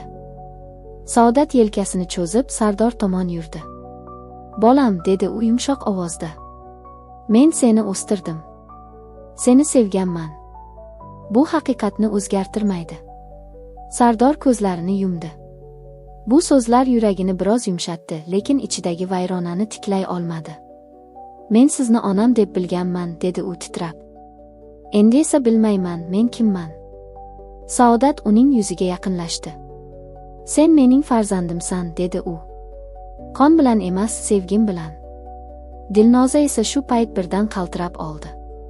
Chunki uning xotirasida yangi bir bo'lak paydo bo'ldi. U kichkina bo'lganida bir ayol unga Sardorni olib ketsa, sen yashirin joyni eslab qol degan. U ayol Malika edi. Demak, Malika qizni emas, ikkala bolani ham saqlab qolishga urinibdi. Ammo nimadan? Shu lahzada politsiya xodimlaridan biri yugurib kirib, qo'lida eski diskni ko'tarib keldi. Biz yerto'ladan buni topdik, dedi u. Diskni ko'rgan zahoti Kamolning yuzi oqarib ketdi. U bu diskni taniydi. Unda haqiqiy yozuvlar, suhbatlar va noqonuniy kelishuvlar bor edi. U diskni tortib olishga urindi, lekin kech edi. Politsiyachi uni juda ehtiyotkorlik bilan ko'tarib tergovchilarga uzatdi. Murodova opa diskni ko'rishi bilan pichirladi. Bu Malikaning oxirgi omonati. Rustam esa chuqur nafas oldi. Agar bu ochilsa, Kamolning butun uyasi ag'dariladi. Kamol birdan qahqaha urdi. Lekin bu kulgi allaqachon umidsizlikka aylanib ulgurgan edi. Ochilsin, dedi u. Hech narsa menga qayta olmaydi. Sizlar faqat qog'oz, lenta, surat bilan yashaysizlar. Men esa bu uyda hayotni boshqarganman. Saodat unga nafrat bilan qaradi. Yo'q, dedi u. Sen o'limni boshqargansan. Va endi u senga qaytdi. Shu payt yuqoridan yana bir eshik ochildi. Bu safar u yerdan chang bosgan, yuzida uzoq yillik qo'rquv va pushaymon aks etgan keksa bir odam tushib keldi. U qo'lida kichkina yog'och quti ushlab turardi. Hamma bir zum unga qaradi. Bu odam qasrning eski boshqaruvchisi, yillar oldin bo'lgan voqealarning yana bir tirik guvohi edi. U qutini Saodatga uzatdi. Buni siz ochishingiz kerak edi, dedi u bo'g'ilib. Malika o'limidan oldin menga topshirgan quti ochildi. Ichidan bir chaqaloqning eski fotosurati, bir yozuv va bitta kalit chiqdi. Yozuvda esa faqat bitta jumla bor edi: agar qiz topilsa, o'g'il ham o'z joyini biladi. Sardor qotib qoldi. Dilnoza ham. Saodat ham. Chunki bu jumla go'yo butun voqealarning keyingi qatlamiga ishora qilardi. Qiz topildi. Ammo o'g'ilning asl joyi hali ham noma'lum edi. Va aynan shu kalit hozir boshqa bir sirli xonani ochishi mumkin edi. Kamol esa buni ko'rib ilk bor haqiqiy qo'rquvga tushdi. Chunki u bu kalit nimani ochishini bilardi. Va agar u xona ochilsa, nafaqat meros, balki uning tug'ilganidan beri yashirgan eng katta jinoyati ham fosh bo'lardi. Kalitni ko'rgan zahoti Kamolning yuzi butkul oqarib ketdi. Go'yo shu kichkina metal buyum uning butun saltanatini emas, balki o'zi yashirib kelgan so'nggi nafasini ham qo'liga olib qo'ygandek edi. Saodat kalitni kaftiga oldi. Barmoqlari qaltiradi. Chunki bu kalit oddiy kalit emasdi. Bu kalit yillar davomida yopib qo'yilgan haqiqat xonasining yagona eshigiga tegishli edi. Qasr ichida hamma jimib qoldi. Hatto politsiyachilar ham bir lahza harakatdan to'xtadilar. Sardor sekin oldinga yurdi. Bu nima eshikniki, dedi u past, ammo keskin ovozda. Keksa boshqaruvchi yerga qaradi. 3-yer to'la, dedi u bo'g'ilib. Kamol hech kim bilmasin deb shu xonani yillar davomida yopiq tutgan. Ichida faqat qog'ozlar emas, yana bir hayot bor. Bu gap xonada sovuq shamoldek o'tib ketdi. Dilnoza hayrat bilan boshini ko'tardi. Yana bir hayot, dedi u. Keksa odam bosh irg'adi. Ha, dedi u. U yerda bir ayolning yozuvlari, bir bola haqidagi guvohnoma va Kamol hech qachon ko'rishni istamagan suratlar bor. Saodat shartta boshini ko'tardi. Qaysi ayolning yozuvlari? Keksa boshqaruvchi chuqur xo'rsindi. Malikaning, dedi u. U o'sha xonaga yashirincha kirib, qog'ozlarni ko'chirib olgan. U bilardi, Kamol qachondir hammasini yo'q qiladi. Shuning uchun men unga yordam berganman. Kamol birdan qattiq baqirdi. Yolg'on, dedi u. Bu odam aqldan ozgan. Unga ishonmang, lekin uning ovozidagi vahima allaqachon haqiqatni fosh qilgan edi. Saodat kalitni qisdi. Unda eshikni ochamiz, dedi u qattiq ohangda.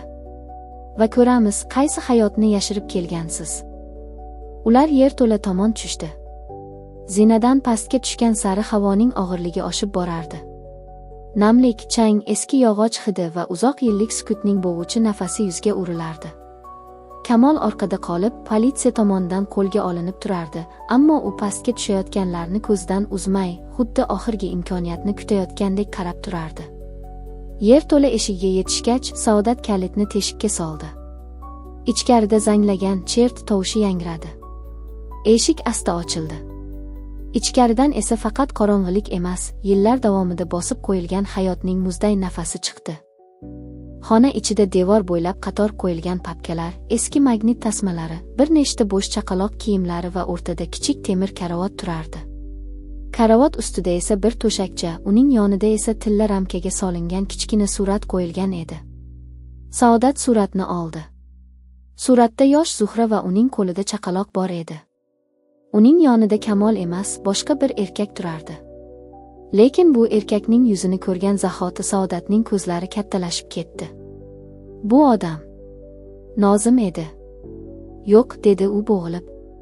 Bu imkonsiz, keksa boshqaruvchi sekin boshini egdi. Nozim bu yerda hammasini boshqargan, dedi u. Kamol uni sherik sifatida ishlatgan. Zuhra esa hammasini bilib qolgan. Sardor suratga qarab turdi. Uning ko'zlarida ehtiyotkorlik emas, ichida allaqachon yonib ulgurgan g'azab bor edi. Demak, hammasi bir-biriga ulanadi, dedi u. Qanday qilib? Saodat esa suratni siqib ushlab zo'rg'a gapirdi. Nozim Kamolning birinchi jinoyatlariga yordam bergan.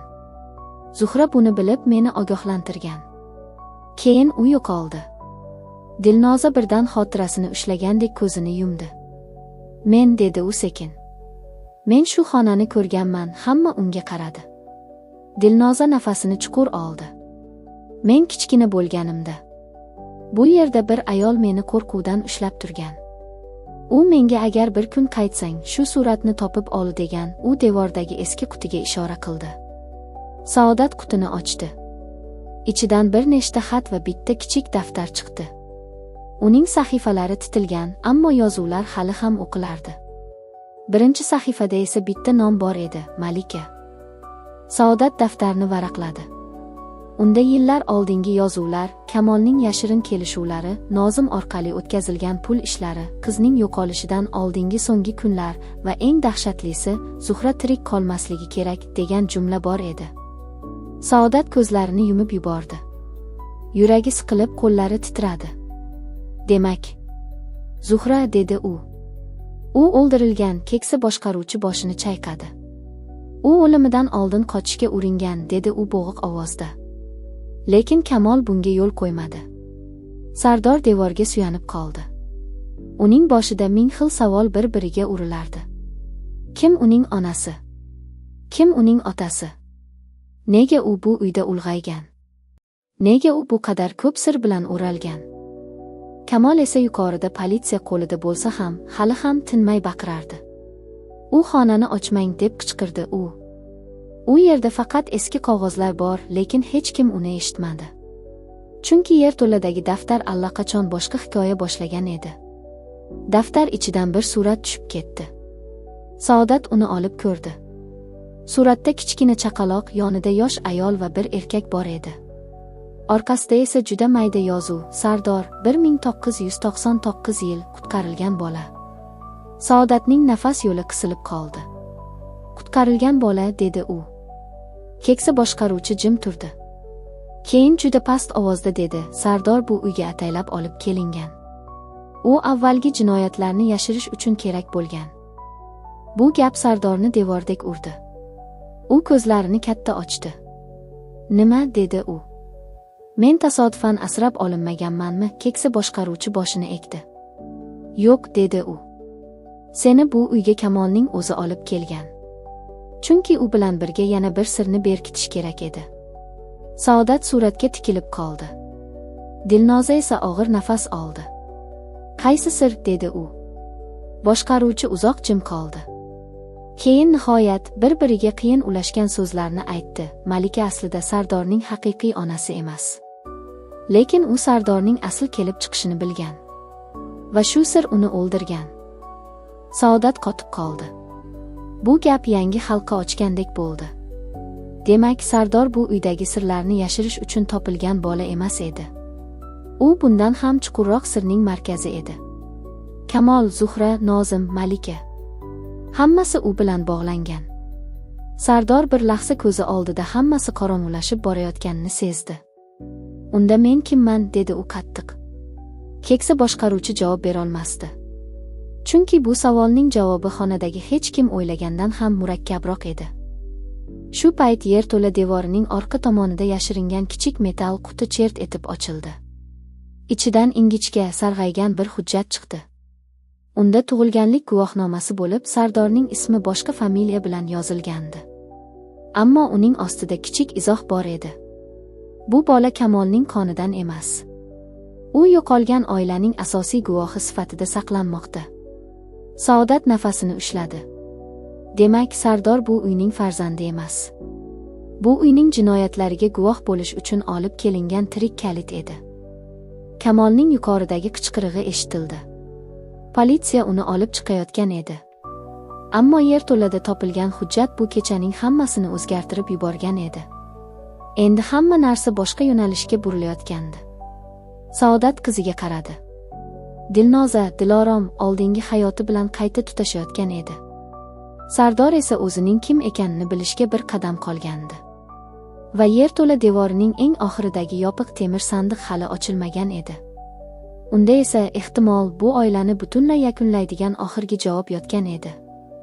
Temir sandiqning ustiga tushgan changni Saodatning qo'li bilan artar ekan, xuddi yillar davomida ko'milgan bir yurak yana urishga majbur bo'lgandek xona ichidagi har bir nafas og'irlashdi. Sardor jim turardi. Dilnoza esa bir nuqtaga tikilib, xotiralariga ishonish yoki ishonmaslik orasida qolgan edi. Keksa boshqaruvchi esa sandiqqa qarab turib, go'yo uni ochishdan ko'ra, ochilgandan keyin keladigan oqibatdan qo'rqayotgandek edi. Saodat nihoyat qulfni buradi. Ichkaridan quloqni qomatga keltiradigan qarsillagan tovush chiqdi. Sandiq ochilgach, uning ichida faqat qog'ozlar emas, balki butun bir hayotning yo'qolgan izi yotganini hamma bir zumda anglab yetdi. Ichidan bir nechta eski pasport nusxalari, tug'ruq haqida yozilgan varaqalar, tibbiy kartalar va bitta kichik teri qopqoq chiqdi. Qopqoq ichida esa yana bir surat bor edi. Bu suratda Saodat, Zuhra va juda yosh Kamol birga turgan edi. Lekin ularning yonida yana bir chaqaloq bo'lib, uning yuzini yarim soyalar berkitib turardi. Sardor suratga egilib qaradi. "Bu kim?" dedi u sekin. Keksa boshqaruvchi bir nafas jim qoldi. Keyin og'ir gapni aytdi. "Bu bola sen." Sardor qotib qoldi. "Nima?" dedi u bo'g'ilib. Boshqaruvchi davom etdi. "Sening asl ism sharifing boshqa. Sen bu oilaga tasodifan kelmagan holing. Seni Kamolning o'zi emas, Malika olib kelgan. Chunki sen bilan birga ochilishi kerak bo'lgan ikkinchi sir bor edi." Saodat yuzini qo'llari bilan yopdi. "Yo'q", dedi u titrab. "Bu yana nimasi?" Boshqaruvchi og'ir xo'rsindi. "Sardor tug'ilganda u o'lik deb ko'rsatilgan edi", dedi u. "Lekin u aslida yashagan. Uni yashirishgan. Chunki uning tug'ilishi Kamolning birinchi jinoyatini fosh qilardi." Dilnoza birdan boshini ko'tardi. "Demak, u ham", dedi u. "U ham men kabi topib olingan bola." Boshqaruvchi bosh irg'adi. "Ha. Lekin sen bilan uning taqdiri bir nuqtada uchrashgan. Chunki ikkovingiz ham bu uyning jinoyatlari ustida yashash uchun olib kelingansizlar." Saodatning ko'zlari yoshlanib ketdi. U Sardorga qaradi. Bu bolani o'g'il sifatida sevgan, tarbiyalagan, unga ona bo'lgan ayol sifatida yuragi ikkiga bo'linib ketayotgandi. Sardor esa asta orqaga chekindi. "Demak men", dedi u. "Bu uyning farzandi emasman." Saodat unga yaqinlashmoqchi bo'ldi. "Sen mening yuragimning farzandisan", dedi u yumshoq ovozda. "Bu haqiqatni hech narsa o'zgartirmaydi." Sardor ko'zlarini yumdi. Lekin ichidagi bo'shliq allaqachon shunchalik chuqur ediki, uni shunchaki sevgi bilan to'ldirib bo'lmasdi. Dilnoza birdan boshini changalladi. "Menga hammasi qaytyapti", dedi u titrab. "Men kichkina bo'lganimda bir ayol meni ko'tarib olib, boshqa bir bolani ko'rsatgan. U bola yig'lamasdi. Faqat hammasini bilayotgandek qarab turardi." U Sardorga qaradi. "O'sha bola sen eding." Sardor uning ko'ziga qaradi. Bu safar ularning orasida na nafrat, na begonalik, faqat umumiy qo'rquv va bir xil yaradorlik bor edi. Kamol esa yuqoridan boshlab qichqirdi. U politsiya tomonidan olib chiqilayotgan bo'lsa ham, yana bir bor o'zini eshittirishga urinardi. "Bularning hammasi yolg'on", deb qichqirdi u. "Sizlar xotira bilan o'ynayapsizlar", lekin yuqoridan kelayotgan ovoz endi hech kimni chalg'itolmasdi. Chunki yerto'ladagi sandiq ichidan yana bir qog'oz topildi. U qog'ozda Kamolning qo'li bilan yozilgan jumla bor edi: "Agar qiz qaytsa, o'g'il ham o'z ismini bilib oladi." Saodat shu yozuvni o'qib butunlay muzlab qoldi. Bu ibora yillar davomida har kuni tazyiq bo'lib, uning orqa miyasida yashab kelganini anglamasdan yashab kelgan edi. Boshqaruvchi sandiq tubidan bitta kichik daftarni chiqarib Saodatga uzatdi. "Bu Malikaning oxirgi kundaligi", dedi u. "U uni yashirishni menga buyurgan. Ichida hammasi bor: qizning qayerga olib ketilgani, Sardorning nega ko'chirilgani, Zuhra bilan nima bo'lgani va Kamolning qaysi kuni qaysi buyruqni bergani." Saodat daftarni ochdi. Ichidagi qatorlarni o'qir ekan, uning yuzida alam bilan birga chidab bo'lmas bir haqiqat yorila boshladi. Kamol nafaqat qizini yo'qotishga buyruq bergan, balki Zuhraning o'limiga ham sabab bo'lgan. Nozim esa faqat vositachi bo'lgan emas. U hammasini bilgan va jim qolgan. Sardor daftarni ko'rdi. Uning ko'zlari bir nuqtada qotdi. Sahifalardan birida o'zining kichkina chog'ida tushirilgan surat bor edi. Ustiga "Qutqarilgan bola" deb yozilgan edi. "Qutqarilgan", dedi u bo'g'ilib. "Demak, meni biror joydan olib kelishgan." Boshqaruvchi asta bosh irg'adi. "Seni topishmagan", dedi u. "Seni yashirishgan. Chunki sen tirik dalil eding. Sening borliging Zuhra bilan Malika o'rtasidagi sirlarga kalit edi. Bu gap xonaga yangi og'irlik soldi. Saodat hushidan ketayozgandek bo'ldi. U endi tushunayotgandi, bu uyda bir emas, bir nechta bola qurbon bo'lgan. Bir qizi Dilorom o'g'irlab ketilgan. Bir singlisi Zuhra yo'q qilingan. Bir bola Sardor esa dalil sifatida saqlanib, keyin asrab olingan ko'rinishda qayta uydagi qafasga joylashtirilgan. Va bularning hammasini Kamol, Nozim, Jabbor va sukut saqlaganlar amalga oshirgan. Shu payt yuqoridan politsiya qadam tovushlari yaqinlashdi. Kamolning ovozi endi eshitilmasdi. Ehtimol uni olib chiqib ketishgandi. Lekin yerto'lada topilgan so'nggi qog'oz hammadan ko'ra kuchliroq bo'lib chiqdi. Unda yana bir ism bor edi. Bu ismni ko'rgan Saodatning yuzi yanada oqarib ketdi. Malika yo'q bo'lib ketmagan, dedi u bo'g'ilib. U qochmagan ham. Uni bu uydan ichkaridan bir odam olib chiqqan. Sardor qog'ozga qaradi. Kim, dedi u. Saodat qo'lini titratib oxirgi satrni o'qidi. Va shu zahoti xonadagi hamma narsa mutlaqo jimib qoldi. Chunki o'sha ism na Kamolniki edi, na Nozimniki. Bu ism xonada turgan, ko'p yillar sukut saqlagan, hammadan ko'ra yaqinroq bir odamniki edi. Saodat o'sha ismni ko'rishi bilan qo'lidagi daftar qaltirab ketdi. Yuzida rang qolmadi. Xuddi yuragi bir zum urishdan to'xtab, keyin yana juda og'ir urib ketgandek bo'ldi. Chunki oxirgi satrda yozilgan ism uni yillar davomida ichidan yemirgan eng yaqin odamniki edi. Zarif, dedi u bo'g'ilib. Bu imkonsiz. Sardor boshini ko'tardi. Kim u? Saodatning ko'zlari yoshga to'ldi. Mening ukam, dedi u past ovozda. Sizning tog'angiz, bu gap xonaga muzdek shamoldek urildi. Dilnoza ham, boshqaruvchi ham, hatto politsiya xodimlari ham bir lahza qotib qolishdi. Demak, xiyonat tashqaridan emas, aynan oilaning ichidan boshlangan edi. Saodat daftarni titratgan holda varaqladi. Zarifning yozuvlari orasida Kamol bilan qilingan uchrashuvlar, pul ayirboshlashlar, yetimxonaga olib borilgan bolalar haqida ma'lumotlar va eng dahshatlisi, Malika bilan suhbatdan so'ng qizni yashirish kerak degan yozuv bor edi. Saodat qo'lini og'ziga bosdi. U hammasini bilgan, dedi u. Zuhra yo'qolganida men ukamga ishongandim. Men uni bu uyga yaqinlashtirmasligim kerak edi. Sardor sekin boshini burdi. Demak, sizning ukangiz ham bu jinoyatda qatnashgan. Saodat og'ir nafas oldi. Ha, dedi u. Lekin men buni juda kech bildim. Boshqaruvchi sekin oldinga chiqdi. Uning yuzida pushaymon bor edi. Zarif Kamolga yordam bergan, dedi u. Chunki u merosdan ulush olishini kutgan. Ular birga Zuhra va bolalar ustidan kelishgan. Dilnoza birdan boshini changalladi. Xotira endi to'lqin bo'lib qaytardi. U kichkina edi. Qorong'i xonada bir erkak unga qattiq gapirgan. Sening onangni eslama, degan ovoz. O'sha ovoz Zarifniki bo'lishi mumkin edi. Men, dedi u titrab. Men uni ko'rganman. Ukangizni. Saodat Dilnozaga yaqinlashdi. Qayerda? Dilnoza ko'zlarini yumdi. U meni olib ketayotgan mashinada edi. U Kamol bilan telefonda gaplashgan. Kamolning nomi yana qayta tilga olinishi bilan xonaga og'ir sukut cho'kdi.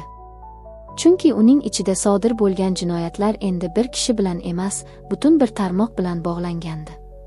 Sardor qo'lidagi suratlarni siqib turdi. Demak men, dedi u sekin. Men shunchaki ularning o'yinidagi predmet bo'lganman. Saodat uning oldiga keldi. Yo'q, dedi u qat'iy. Sen bu o'yinchoq emas, sen mening hayotimga qaytishimga sabab bo'lgan ne'mat bo'lding. Sardor ko'zlarini yumdi. Uning ichidagi og'riqni so'z bilan to'ldirish qiyin edi. Lekin u Saodatning qo'lini chetga surmadi. Shu payt pastdan yana shovqin eshitildi. Politsiya Kamolning boshqa yashirin xonasini topgan edi. U yerda eski videokasetalar, shifrlangan daftarlar va bir nechta telefon yozuvlari bor edi. Boshqaruvchi bu xabarni eshitib yuzini burdi. Agar ular videoni topsa, dedi u bo'g'ilib. Unda hamma narsa ochiladi. Saodat keskin boshini ko'tardi. Qanday video? Boshqaruvchi bir lahza jim qoldi. Keyin og'ir ovozda dedi, Malika o'limi oldidan yozib qoldirgan video. Dilnoza ko'zlarini katta ochdi. U tirik edi, dedi u hayrat va qo'rquv aralash. Video qaysi joyda? Boshqaruvchi devor ortidagi eski shkafga ishora qildi. U yerda yashiringan. Kamol topolmaydigan joyda. Sardor shkafga yo'l oldi. Orqa devorni tepib ko'rdi. Ichkarida bo'shliq bor edi. U qopqoqni ochib yubordi va ichidan kichik, chang bosgan kamerani topdi. Yonida esa bitta mini kasseta bor edi. Ustiga Malikaning qo'li bilan "Agar men gapira olmasam, bu gapirsin" deb yozilgandi. Xonadagi hamma bir zum jim qoldi. Saodatning ko'zlari qotib qoldi. Bu video yillar davomida qoplangan haqiqatning so'nggi ovozi bo'lishi mumkin edi. Sardor kamerani ulab, oynadagi eski monitorni yoqdi. Tasvir avval xiralashdi, keyin sekin ravshanlashdi. Va ekranda yuzida charchoq, ko'zida vahima, ammo ovozida qat'iyat bor ayol paydo bo'ldi. Bu Malika edi. Malika kameraga qarab gap boshladi. Agar bu yozuvni kimdir topayotgan bo'lsa, demak men allaqachon yo'qman. Saodat nafasini ushladi. Malika davom etdi. Kamol va Zarif birga ishladi. Ular Zuhra ustidan kelishgan. Qizni yashirishdi. Keyin esa Sardorni dalil sifatida oldilar. Men buni bilib qoldim. Va ular meni jim qilishdi, xonadagi havoni qo'rg'oshin bosgandek bo'ldi. Dilnoza ko'zlarini yumib oldi. Malika davom etdi, lekin men bir narsani yashirib qo'ydim. Agar qiz qaytsa, haqiqiy meros ochiladi. Va u meros hech qachon Kamolga tegmasligi kerak. Saodat bir qadam oldinga tashladi. Qaysi meros? Dedi u zo'rg'a. Malika kameradagi nigohini bir nuqtaga qadalgancha davom etdi. Bu uyga tegishli emas. Bu bolalarga tegishli. Chunki ular nafaqat guvoh, balki asl vorislar. Sardor qotib qoldi. Dilnoza ham. Saodat esa bilib turardi, bu so'zlar yana bir yangi portlashning boshlanishi edi. Shu paytda monitor birdan o'chib qoldi. Xonaga qora sukunat tushdi. Va ayni shu sukunat ichida yuqoridan bir narsa qattiq yiqildi. Keyin pol ustida g'ijirlagan, tortilayotgan narsa tovushi eshitildi. Hamma boshini ko'tardi. Bu Zarif emasdi. Bu Kamol ham emasdi. Bu boshqa bir odam edi. Va u qo'lida qalin oq konvert ushlab tushayotgan edi.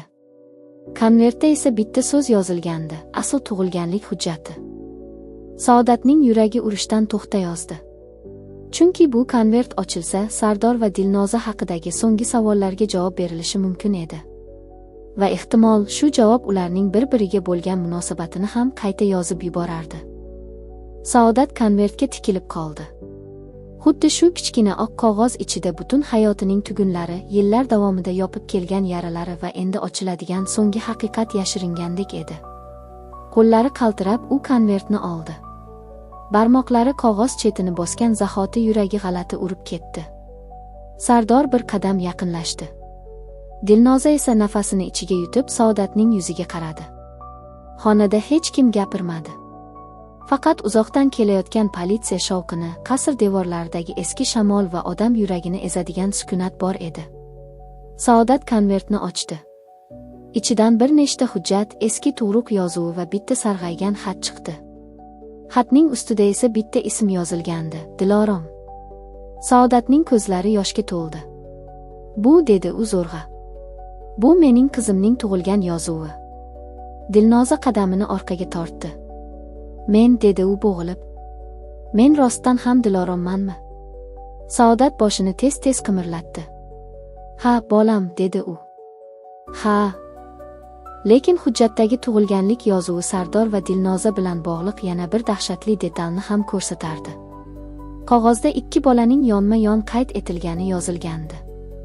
Biri Dilorom, biri esa noma'lum ism bilan yozilgan kichik chaqaloq. Saodat yozuvni ko'rishi bilan nafasi bo'g'zida qotdi. Bu ikkinchi ism yonida kichik belgi bor edi. Z. Dilnoza qog'ozga tikilib qoldi. Bu kim, dedi u. Boshqaruvchi o'zi ham ko'rishga qo'rqqandek pichirladi. Bu ikkinchi bola. Zafar. Sardor keskin boshini ko'tardi. Menmi, dedi u hayratdan. Boshqaruvchi og'ir nafas olib, bosh irg'adi. Ha. Sening asl isming shunday bo'lgan bo'lishi mumkin. Kamol seni boshqa ism bilan qayd etgan. Chunki seni kim ekaningni yashirish uning uchun juda muhim edi. Sardorning yuzi bir zumda oqarib ketdi. Demak, u ham bu uyga asrab olingan bola sifatida emas, ataylab qayta yozilgan taqdir sifatida kirib kelgan edi. Saodat sekin qog'ozlarni siqdi. Demak, dedi u titrab, mening qizim va kimligi o'chirib tashlangan o'g'il. Ikkalasi ham bu uyda birga bo'lgan. Dilnoza ko'zlarini yumdi. Xotira yana urdi. U kichkina bo'lganida yonida yana bir bola bo'lganini esladi. U bola yig'lamasdi, faqat qo'rqib qarab turardi. Men uni ko'rganman, dedi u. Men o'sha bolani, ya'ni Sardorni. Sardor uning gapiga tikildi. Bu qarashda endi nafaqat savol, balki bir-biriga bog'langan taqdirning og'irligi ham bor edi. Shu payt yuqoridan qattiq qadam tovushi eshitildi. Qo'lidagi oq konvert bilan tushayotgan odam nihoyat ko'rindi. U qari, ozg'in, lekin yuzida juda kech qolgan pushaymon bilan kelayotgan odam edi. Bu Malikaning sobiq yordamchisi, shifoxonadagi eski yozuvlarni saqlab kelgan odam edi. Uning qo'lida asl tug'ilganlik hujjati turardi. U Saodatga qarab bosh egdi.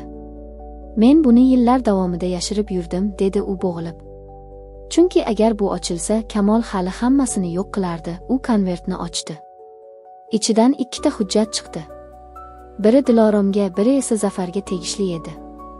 Lekin bu safar yozuvlar bir-biriga mos kelmasdi. Xuddi kimdir ataylab aralashtirib yuborgandek. Boshqaruvchi qog'ozga tikildi. Bular soxtalashtirilgan, dedi u sekin. Kamol ikkala bolaning ma'lumotini ham o'zgartirgan. Saodat bir zumda tushundi. Bu uyda faqat bola o'g'irlanmagan, balki bolalarning kimligi ham o'g'irlangan edi. Dilnoza o'zining Dilorom ekanligini topdi. Sardor esa Zafar bo'lishi mumkin edi. Lekin ularning hujjatlari bir-biri bilan almashtirilgan. Bu esa ularni butun umr noto'g'ri ism ostida yashashga majbur qilgan. Saodat birdan Sardorga qaradi. Sen, dedi u bo'g'ilib. Sen men yo'qotgan qizimning yonida bo'lganmisan? Sardor ko'zlarini yumdi. Yodiga tushgan parchalar qayta tiklandi. Qorong'i xona. Bolalar ovozi.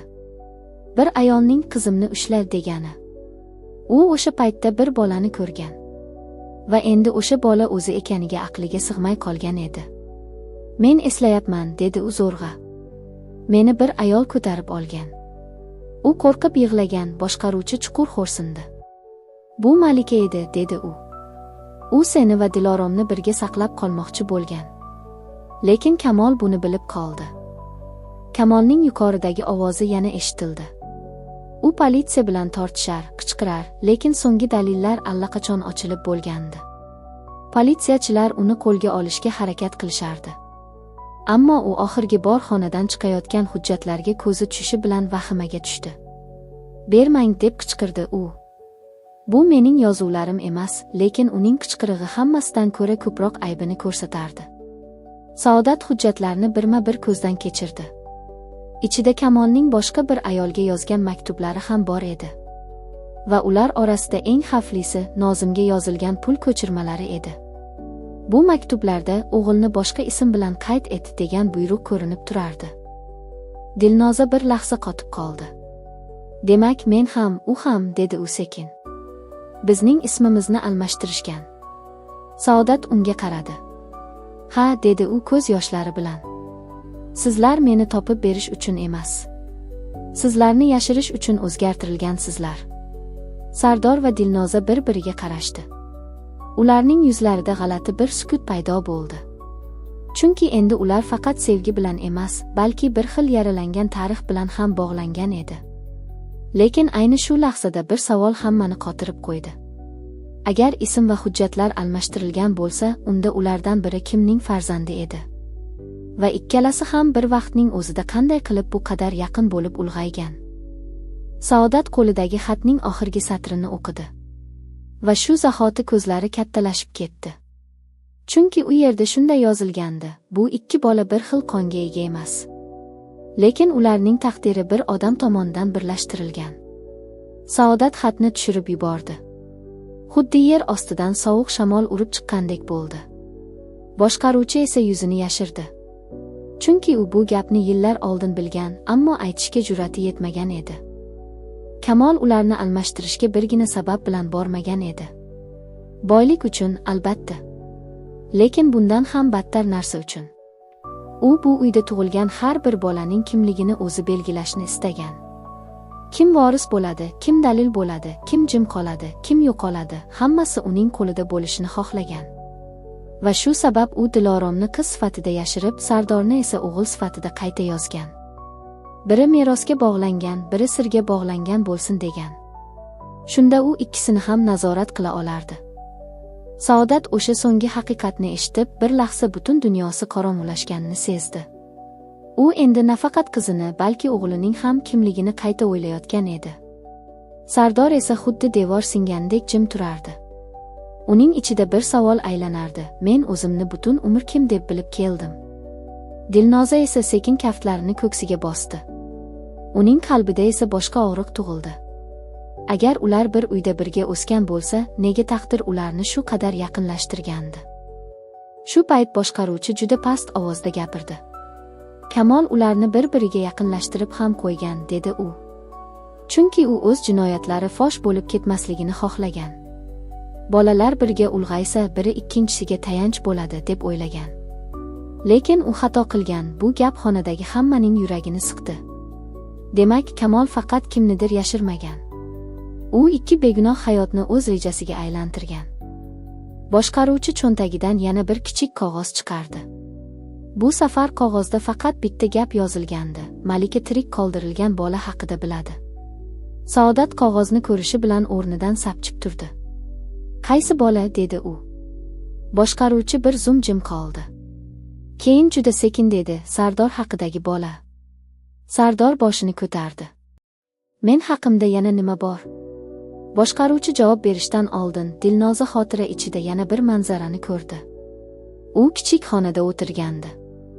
Yonida boshqa bir chaqaloq ham bor edi. Bir ayol ularni navbatma-navbat quchoqlardi. Bu ayol Malika edi. Va u bir narsa aytgan.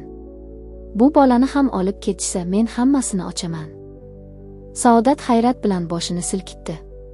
Demak, Malika Sardorni himoya qilgan. Boshqaruvchi bosh irg'adi. Ha, lekin Kamol uni yo'q qilishga uringan. Malika esa shu sabab video qoldirgan. U tirik tursa, bolalar kimligini oshkor qilaman deb qo'rqitgan. Sardor qaddini tik tutdi. Uning ko'zlarida endi qo'rquv emas, g'azab bor edi. Demak, men shunchaki o'yinchoq emasman, dedi u. Men ular qo'rqadigan haqiqatman. Saodat unga yaqinlashdi. Sen mening yuragimning dalilisan, dedi u. Qanday ism berishsa ham, seni hech qachon yo'q deb bo'lmaydi. Kamol yuqorida politsiya qo'lida borib, oxirgi bor baqirib yubordi. Uning ovozi dahlizdan o'tib, yerto'laga tushdi. Bularning hammasi mening uyim edi, deb qichqirdi u. Sizlar meni tushirmaysizlar, lekin endi bu ovozning hech qanday kuchi qolmagandi. Politsiya uni olib chiqib ketayotgan, Jabbor esa alohida qo'lga olingan edi. Rustam ham so'roq uchun olib ketildi. Chunki u jim qolib, jinoyatning bir bo'lagiga aylangan edi. Saodat nihoyat o'g'li va qiziga qaradi. Ularning ikkalasi ham ko'rinmas iplar bilan bir-biriga bog'langan, ammo bu iplar sevgi, qo'rquv va yolg'on bilan o'ralgan edi. Biz bu yerda endi qolmaymiz, dedi u qat'iy. Bu uy sizlarni yutib bo'ldi. Dilnoza sekin boshini qimirlatdi. Men, dedi u. Men siz bilan boraman, oyi, bu so'zni aytarkan, u endi ilk bor o'zini yolg'iz his qilmayotgandi. Boshqaruvchi esa temir sandiq yoniga o'tib, ichidan eng oxirgi qog'ozni chiqardi. Bu qog'oz Kamolning qo'li bilan yozilgan bo'lsa-da, oxirida imzo boshqacha edi. Zarif. Saodat qotib qoldi. Bu imzo ukasiga tegishli edi. Demak, eng katta xiyonat faqat Kamolda emas, oilaning ichida ham bor edi.